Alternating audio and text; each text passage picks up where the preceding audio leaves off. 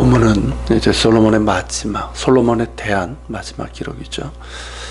그런데 그 앞과는 달리 긍정적이지도 않고 아름답지도 않습니다. 바로 앞장에서의 솔로몬의 지혜와 부에 대한 설명과 비교해보면 가히 충격적이라고 할 수 있습니다. 솔로몬은 본래 왕자들의 서열만으로 본다면 왕위에 오를 수 없는 사람이었습니다. 그가 다윗을 이어서 왕이 될 수 있었던 것은 오직 하나님의 은혜였습니다.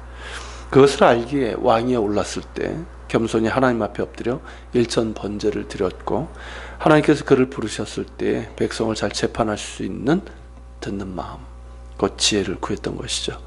그리고 하나님께서 주신 지혜로 적어도 중반까지는 잘 다스렸고, 그러면서 부귀영화도 누렸고, 그의 지혜와 부귀영화의 명성이 세상 사람들에게 알려지면서 또 인정을 받게 되었습니다.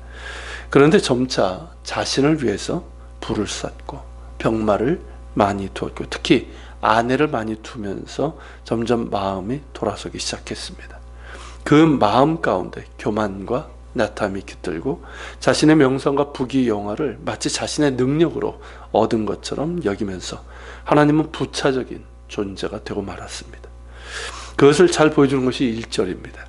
솔로몬이 애굽의 바로의 딸 외에도 이방의 많은 여인들을 사랑했다고 기록하고 있습니다. 그 여인들은 모압과 암몬과 에돔과 시돈과 헷 여인들입니다. 이들 이방 여인들에 대해서는 하나님께서 일찍이 그리고 누누이 이스라엘 백성들에게 명령하신 바가 있습니다. 그들과 서로 통혼하지 말라. 이는 이방인들에 대한 차별이 아니라 이방 민족의 그 우상 숭배와 음란한 관습 때문입니다. 그들과 통혼하면서 그들의 우상들과 음란한 관습들이 들어오게 될 것이고, 그렇게 되면 이스라엘 백성들의 마음이 미혹을 받아서 그들의 우상들을 섬기게 되고 그들의 음란한 관습을 따르게 될 것이기 때문입니다. 그래서 엄히 금하신 것인데, 하나님의 명령을 따랐어야 할 솔로몬이 이것을 가볍게 여겼습니다. 이방 여인과의 결혼에 있어 다윗도 이방 여인들을 아내로 삼았기에 솔로몬의 경우도 관대하게 생각할 수 있겠지만 다윗과는 다릅니다. 다윗의 경우도 이방 여인들을 아내로 삼았지만 대부분 그의 도피 여정 가운데서 도움을 준 여인들이었고, 그들은 모두 이스라엘의 신앙을 따랐습니다. 왕이 된 후에도 마찬가지였습니다. 그리고 솔로몬처럼 많지도 않았죠. 솔로몬의 경우 후궁이 700명이요 첩이 300명이었습니다. 무려 1000명의 아내를 둔 것입니다. 나라 간의 정략 결혼이 존재한다고 인정하더라도 이것은 큰 문제가 있는 것이죠. 그리고 더욱 심각한 것은 뭐냐면 그가 이 여인들을 사랑했다는 것이죠. 히브리 원문을 보면 사랑을 위해 그녀들에게 딱 달라붙었다는 뜻입니다. 즉 그녀들에게 푹 빠져가지고 마음이 다 뺏겼다는 것이죠. 자, 그가 어떤 사람입니까?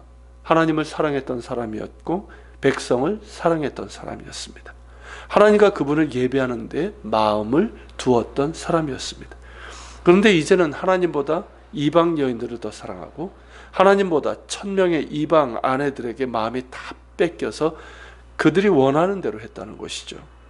나이가 들수록 더욱 그러했는데, 솔로몬이 나이가 많을 때에 그의 여인들이 그의 마음을 돌려 다른 신들을 따르게 했다고 말합니다.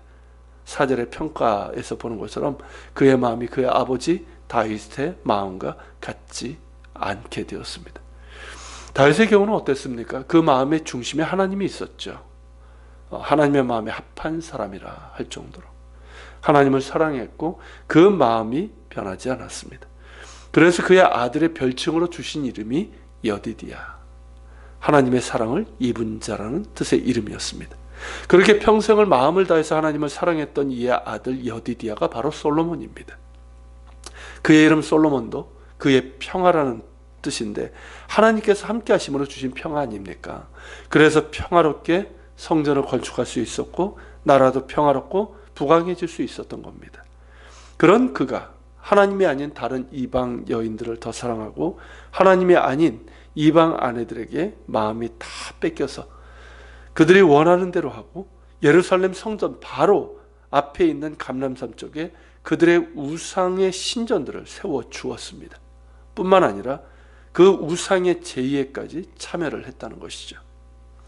한쪽에서는 하나님께 대한 제사가 드려지고 맞은편에서는 온갖 우상들을 위한 가증스러운 제사가 드려졌습니다. 이런 형국이니 성전 제사가 제대로 드려졌을까요?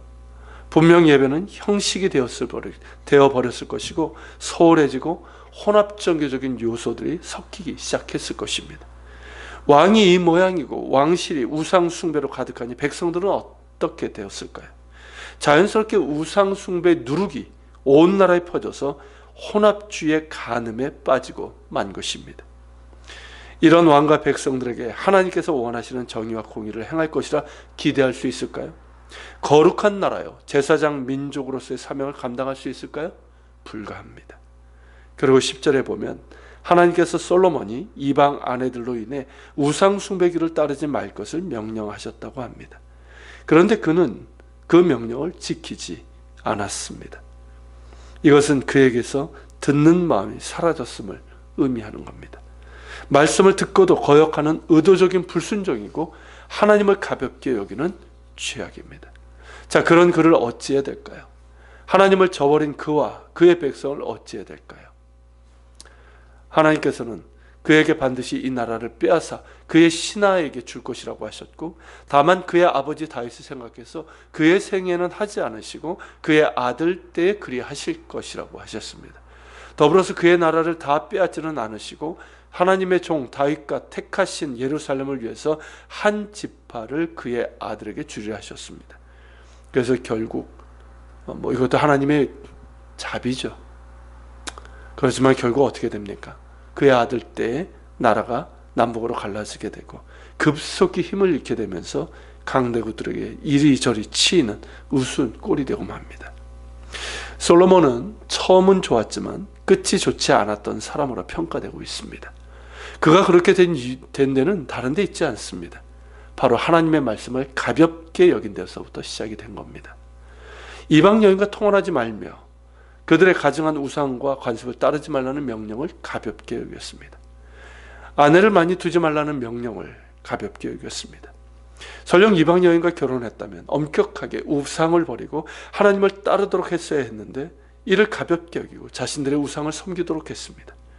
그러면서 결국 그의 마음이 미혹되어 하나님에게서 마음이 돌아서 우상을 따르는 지경이 되고 말았습니다. 백성들이 애굽을 따르지 않도록, 즉 애굽의 잡신과 음란한 문화에 미혹되지 않도록 병마를 많이 두지 말라 하시는 명령을 가볍게 여겼습니다. 그러면서 하나님을 의지하던 그가 자신이 가진 병마를 의지하고 군사력을 믿고 자만하는 자가 되어버렸고, 백성들은 애굽의 음란한 우상 숭배와 간섭을 따르게 되었습니다. 자신을 위해서 은금을 많이 쌓아두지 말라, 그 명령을 가볍게 여겼습니다. 음은 보아라는 것이 가질수록 만족을 모르는 인간의 탐욕을 자극합니다. 더 갖고 싶고 더 자랑하고 싶어집니다. 사람을 변질시키고 괴물로 만들어버립니다. 부귀 영화와 명성을 자신의 잘남 덕분인지 알고 교만해지고 감사도 사라지고 인색해지고 흥청망청 사치스럽게 살아갔습니다. 자신의 명성과 부를 자랑하기 위해서 끝없이 요새를 짓고 궁을 짓고 건축과 토목 사업을 했습니다. 그로 인해서 백성들의 불만이 커졌고 특히 북쪽 10지파들의 차별로 인한 불만과 반발은 커져만 갔습니다. 그것이 그가 죽은 후에 터지고 만 것이죠. 여러분, 이것이 바로 솔로몬의 말년인데, 그렇다면 우리는 이러한 솔로몬의 비극적인 말년에서 무엇을 볼 수 있을까요?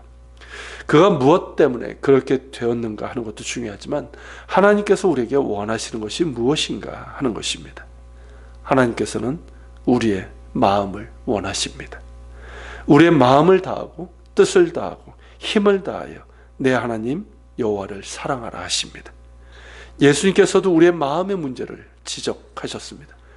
마음이 없는 행위는 하나님을 기쁘시게 하지 못합니다. 재물과 하나님을 겸해서 섬길 수 없다고 하셨습니다. 두 마음을 품은 자들을 엄히 경계하셨습니다. 우리의 마음을 하나님 아닌 다른 것으로 기울게 하는 것들이 우리에게 있습니다. 그것이 무엇입니까? 우리의 마음을 빼앗고 하나님에게서 멀어지게 하는 것이 무엇입니까? 그것이 돈이든 권력이나 명예나 성공이든 심지어 사람이든 바로 그러한 것들이 우상입니다. 나의 마음을 하나님에게서 빼앗는 것들, 하나님을 예배하고 사랑하는 데서 멀어지게 하는 것들, 하나님의 말씀에 순종하는 것을 가볍게 여기도록 하는 것들입니다. 그 우상들을 제거해야 합니다. 두 마음을 품고 하나님을 온전히 사랑할 수 없습니다. 하나님은 우리의 온전한 마음을 원하십니다. 마음을 다해 하나님을 사랑하고 우리의 마음의 중심에 말씀을 두기를 원하십니다. 하나님의 말씀을 가볍게 여기는 자는 하나님을 온전히 따를 수 없습니다. 하나님을 따름은 그분의 말씀을 마음에 두고 순종하는 것을 의미합니다. 그것이 하나님께서 원하시는 믿음의 길이고 순종의 길입니다. 그렇게 우리의 마음을 언제나 하나님께 두고 그분의 말씀을 마음에 두고 겸손히 감사하는 가운데 순종하는 삶을 살아가기를 원하십니다. 그것이 우리의 마지막까지 하나님의 은혜와 복 가운데 살아갈 수 있는 길이라고 믿습니다. 우리의 이 땅에서의 마지막 모습도 하나님의 은혜에 그토록 감격했던 그 처음의 순간과 같기를, 그래서 처음처럼 마지막처럼 주님 사랑할 수 있는 우리가 될 수 있기를 소망합니다. 같이 기도합시다. 주님, 솔로몬에게서 본 것처럼 주님, 우리는 그렇게 되지 않게 하여 주옵소서. 지금 한국교회의 모습을 보는 것과 같습니다. 주님, 우리는 그렇게 되지 않게 하여 주옵소서. 우리의 마음이 늘 주님을 향하게 하시고 우리의 마음이 주님에게서 멀어지게 하는 그런 것들을 다 우상인 줄 알고 그 우상들을 날마다 제거하게 하여 주옵소서. 특별히 하나님의 말씀을 마음에 두고 그 말씀을 결코 가볍게 여기지 않는 순종의 사람이 되게 하여 주옵소서. 그래서 주님 은혜로 그토록 감격했고 감사했고 그렇게 행복했던 그 처음처럼 우리의 마지막도 그렇게 될 수 있도록 도와주옵소서. 같이 기도하며 나아갑시다.